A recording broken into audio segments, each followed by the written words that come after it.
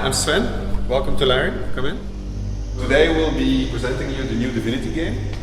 It's called Divinity Original Sin. For us it's very much a back to the roots game. It's a top-down RPG and it takes place just before the first Divine Divinity, the game that started the entire series. Alright, so we'll start presentation. I'll introduce you to David.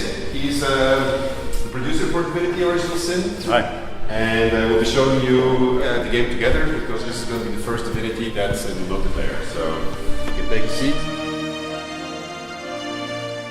In the game you control a party which initially consists of two protagonists. The first being a woman that's been recently resurrected. The second one is a condemned warrior who's been suffering years of agony and torture. And what's special about them is that they're able to resist and control a strange new form of magic which is being used by the forces of chaos against the inhabitants of Rivellon.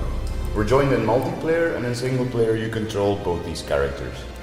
We're making the world highly interactable, which means that everything that's not too heavy or that's not nailed to the ground, you can move it around, you can use it, you can pick it up, you can destroy it. As an example, you got this mushroom which I can pick up. And then I can apply it to my sword, and my sword now has a couple of poisonous charges, which might be an interesting thing to do just as you enter combat. The game has a reputation and attitude system, so you have to be careful with whose property you mess around with. You can't just go around and open and move and pick up stuff that belongs to someone, because that has consequences. Well, of course, if they can't see you, you can pretty much do whatever you want. Our ambition is to recreate that tabletop RPG feeling in which the entire party is involved in decision making. And that's why we introduced this cooperative dialogue system. So for instance, here we're in a dialogue with a skeleton bomber and he's pleading for his life. Normally we kill everything that is undead, but I actually take pity on him, so I'm going to choose to let him walk free.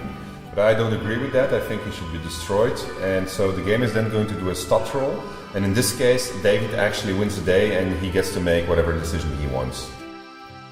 The special magic, which we call source magic, allows us to manipulate the elements. For instance, I can make it rain.